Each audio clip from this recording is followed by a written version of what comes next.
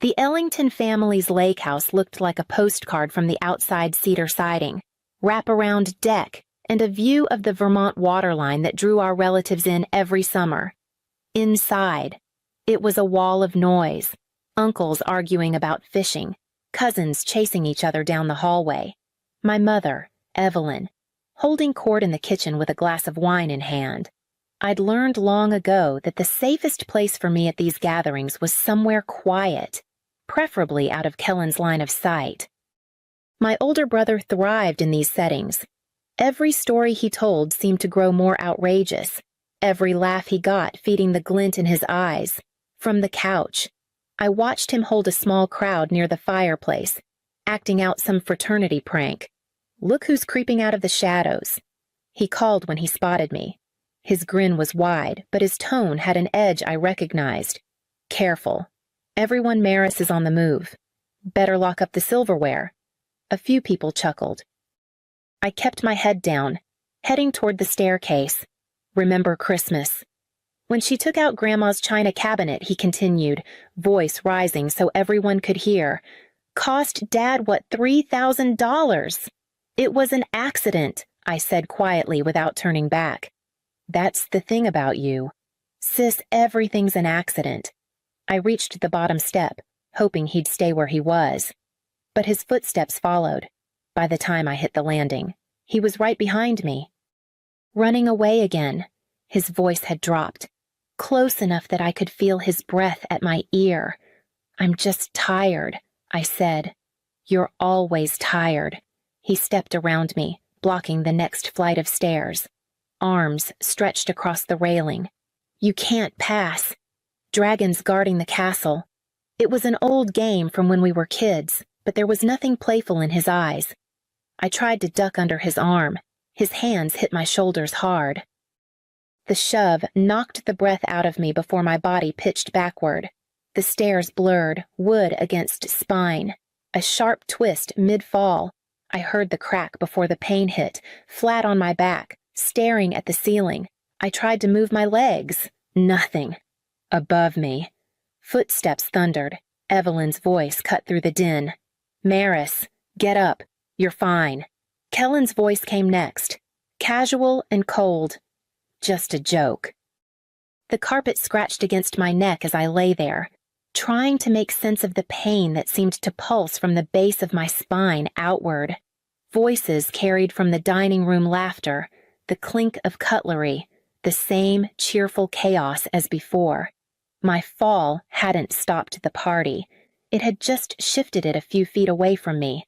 Kellen leaned against the doorframe, arms folded, watching me like I was part of the evening's entertainment. "It was just a joke," he said to no one in particular, but loud enough for the room to hear. "She's milking it." Evelyn swept in, heels clicking on the hardwood, wine glass still in hand. Her eyes skimmed over me like I was a dropped napkin. "Maris, honestly, you're ruining the evening. People came here to relax, not to watch you sulk on the floor." "I can't move my legs," I said, my voice thin. Grant appeared behind her, smelling faintly of cigars. "You've always been too sensitive," he muttered, as if that explained everything. Across the room, Aunt Ruth sat stiffly on the arm of a sofa, her gaze flicking between me and the others. She didn't speak, but her unease was written all over her face. 8-year-old Lily, Ruth's granddaughter, broke away from the pack of younger cousins and crept over to me. "Are you hurt?" she whispered, her big brown eyes round with worry. "Yes," I whispered back.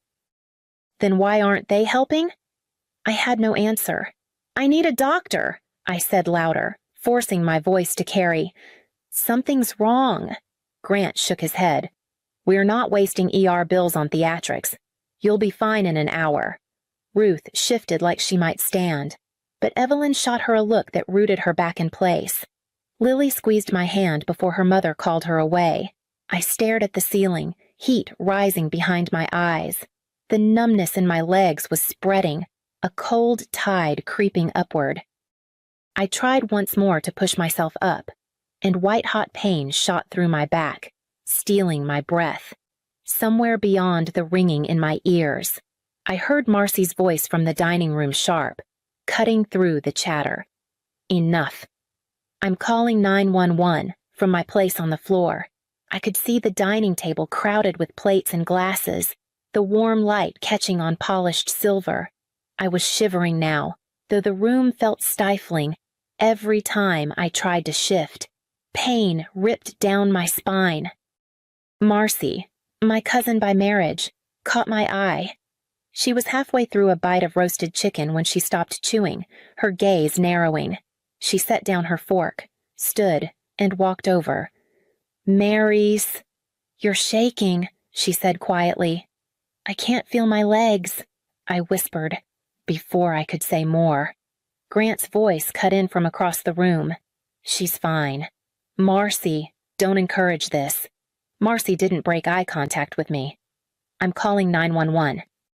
You're not, Grant snapped, his tone sharp enough to silence the table. No one calls. This isn't an emergency. Marcy pulled her phone from her pocket. Sit down, Grant, or stand there and watch me do it. Her voice was steady, almost bored, but her knuckles were white around the phone. The call took less than a minute. By the time she hung up, Evelyn was already working herself into a performance, lamenting how this would ruin the whole weekend. When the paramedics arrived, their calm efficiency cut through the noise. I felt their gloved hands checking my pulse, my breathing, asking me questions I could barely answer. Grant and Evelyn hovered nearby, objecting to everything. She's overreacting, Evelyn insisted. One of the medics, a tall man with kind eyes, gently lifted the hem of my sweater. His face tightened almost imperceptibly. These aren't from today, he murmured to his partner, just low enough for me to hear. The woman nodded, her eyes scanning the mottled bruises along my ribs. Possible spinal injury, she said, then added under her breath, and a history of something else. The man straightened, his voice even, better call the police. The ambulance ride blurred past in fragment sirens somewhere above me, clipped radio chatter, the weight of the brace around my neck. At the hospital, they wheeled me straight into a bright room where a woman in scrubs introduced herself as Dr. Patel. Her voice was calm, but her eyes were sharp. Assessing. We're going to do a full-body MRI, she said. Given your symptoms, I want to see everything. They transferred me to a narrow table. The machine's clanging started almost immediately, each metallic thud echoing through my bones. I closed my eyes, but the image of Kellen's smirk kept breaking through the dark. When it was over, Dr. Patel returned with a tablet in hand. She pulled a chair close to my bed. This, she said, pointing to a glowing white arc on the image, is your L3 vertebra. There's a compression fracture here, today's injury.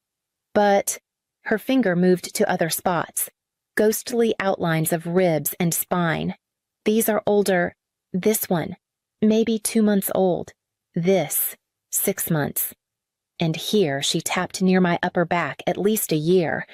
I stared at the images, the proof I'd never had before.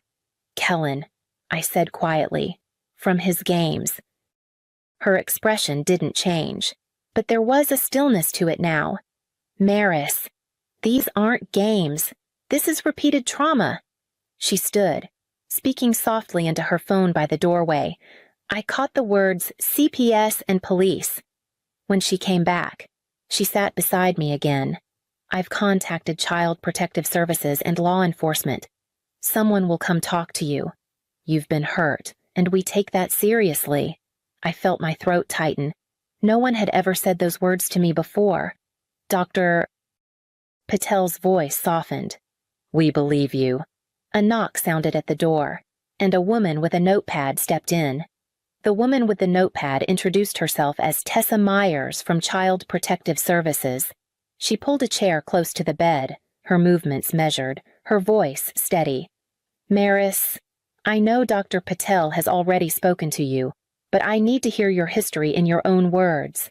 Any injuries, any incidents you remember. At first. The words stuck. Years of being told I was clumsy made it hard to frame what had happened as anything else. But Tessa waited, patient and unflinching, until the silence cracked. I told her about the bike chain Kellen loosened when I was 13, the fall in the cafeteria he'd caused, the roughhousing that left me with bruised ribs. She wrote it all down, no change in expression, but I could see the way her pen pressed harder with each detail. A knock interrupted us. Aunt Ruth stepped inside, her eyes darting to the hallway before she closed the door. She carried a manila envelope and set it on the rolling tray. "I should have done this years ago," she said, her voice low. "These are from family gatherings, holidays, birthdays. You probably didn't even know I kept them." I pulled out the photographs me at the 4th of July barbecue, a shadow of purple along my upper arm, Christmas 2 years ago, my smile tight, a faint mark visible under concealer, another from a cousin's birthday, long sleeves on a 90-degree day. Before I could speak, my phone buzzed on the table. A text from Marcy, "Check your email now." Tessa opened the attached video on her tablet. The screen filled with a shot of the lake house staircase, filmed at an angle like the person holding the phone was focused on something else. In the background, Kellen stepped in front of me, said something inaudible, then shoved. The camera jolted, but my fall was still clear. Tessa's eyes stayed on the screen until it ended. "This changes things," she said. 10 minutes later, a uniformed officer entered to take a statement. When he left, I overheard him telling Dr. Patel they'd be upgrading the charge from simple assault to aggravated assault. Somewhere in the hallway, the sound of my mother's voice rose, sharp and frantic. By the next morning, the hospital television was looping a segment from the local morning show. Evelyn sat on a couch beside Grant, her posture perfect, a tissue clutched in her manicured hand. She dabbed at her eyes as the host leaned in sympathetically. "Our daughter has struggled for years," Evelyn said, her voice trembling just enough. "We've tried therapy, special attention, everything. But she's always been jealous of Kellen's success." Grant nodded solemnly. "These accusations, they're coming from a place of resentment. She's always been accident-prone. We have medical records going back years. This latest fall is just another unfortunate mishap she's blaming on someone else." I turned the TV off before the segment ended, but the damage was already spreading. By midday, my phone, still in the possession of hospital staff, was buzzing nonstop with alerts. Relatives I hadn't heard from in years were posting vague comments about family loyalty on social media. The one thing my parents hadn't accounted for was the paper trail.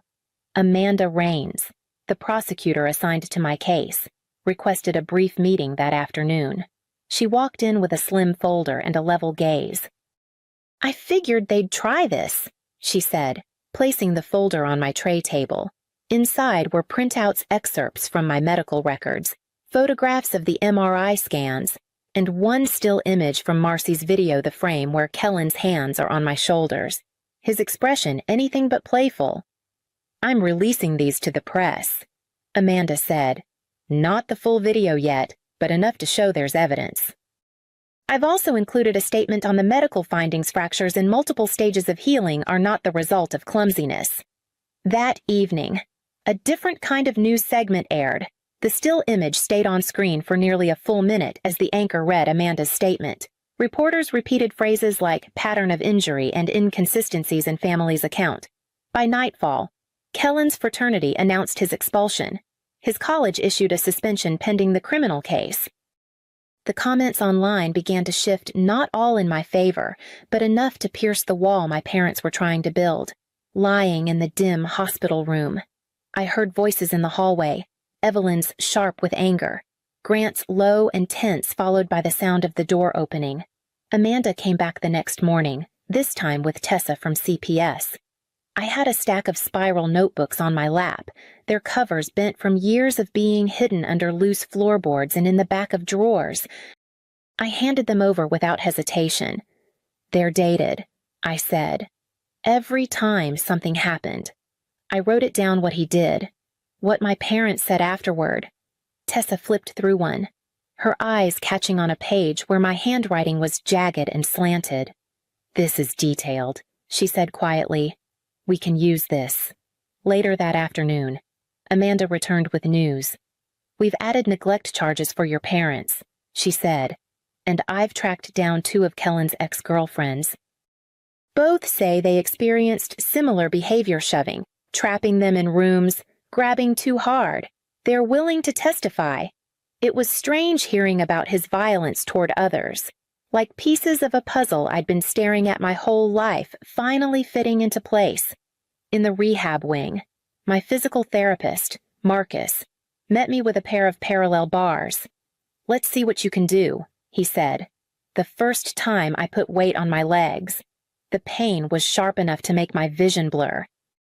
Marcus stayed close, ready to catch me if I faltered, one step at a time.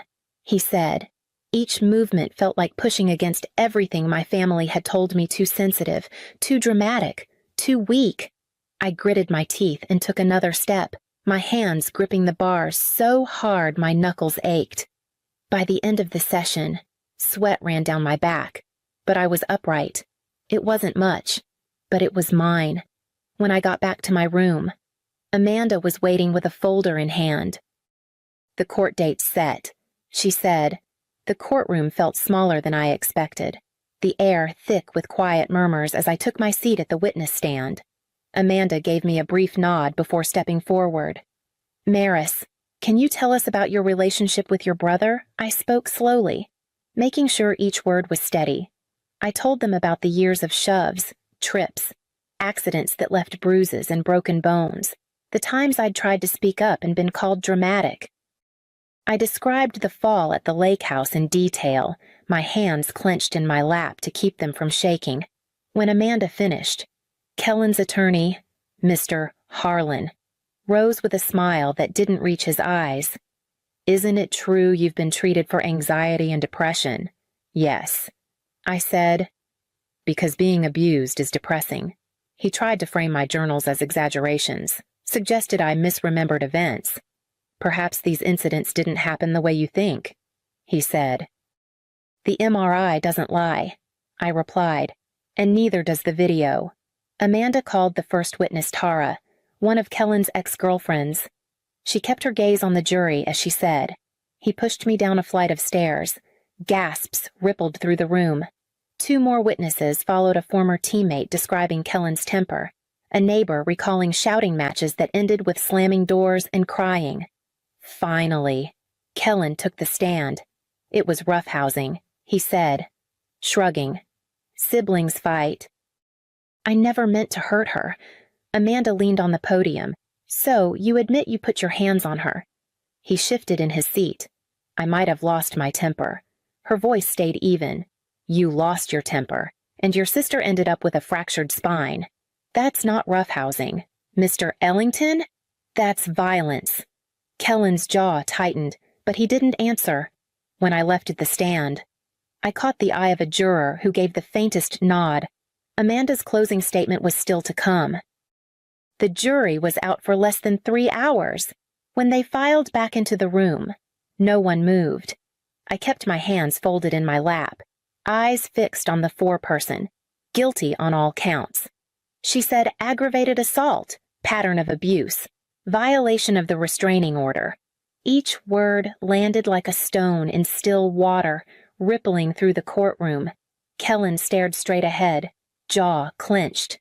Amanda's expression didn't change, but her shoulders eased just slightly. The judge moved quickly through sentencing: 2 years in prison, 5 years probation, mandatory registration as a violent offender. Then it was my parents' turn. Neglect and endangerment probation, parenting classes, court-mandated therapy. Evelyn's perfectly made-up face didn't flinch until the gavel fell, outside the courtroom. The hallway was crowded with reporters and family members. I was halfway to the exit when Evelyn stepped in front of me. "I hope you're happy," she said, her voice low but shaking with fury. "I'm free," I told her. "That's enough." She blinked once, as if she hadn't expected an answer. then turned on her heel and disappeared into the crowd. Amanda appeared at my side. "We'll talk next week about the restitution hearing," she said. I nodded, but my mind was already somewhere else away from this building, away from their voices. I walked toward the doors, the winter air spilling in through the glass as someone held it open. Aunt Ruth was waiting at the bottom of the steps. I moved into Aunt Ruth's house 2 weeks after the verdict. She'd already cleared a room, painted the walls a soft gray, and put fresh sheets on the bed. It wasn't just space, it was safety. Therapy started right away, this time with someone who listened instead of diagnosing me with oversensitivity. We worked through the memories one by one, dismantling the reflex to explain away my pain. By spring, I'd written an essay I titled "The Fall That Saved My Life." Amanda helped me place it in a national outlet. Within days, my inbox filled with messages from people who'd grown up with their own golden child sibling, from parents who'd realized too late they'd missed the signs. It became the foundation for my advocacy work. I spoke at schools, shelters, and community centers, telling my story in the hope it might pry open the silence for someone else. Each time I stood in front of an audience, I remembered what it felt like to lie on that floor. Unheard, and I spoke louder. A year later, I moved into my college dorm, on my first night. I stood at the bottom of the central staircase, looking up. My chest tightened, but not from fear. I climbed slowly, each step steady, the wood solid under my feet. At the top, my phone buzzed. A text from my cousin Lily. "My teacher read your article in class. She says you're a hero." I smiled and typed back, "Not a hero, just someone who told the truth." Then I walked down the hall toward my room, the laughter of new friends spilling from an open doorway, and let the sound pull me forward.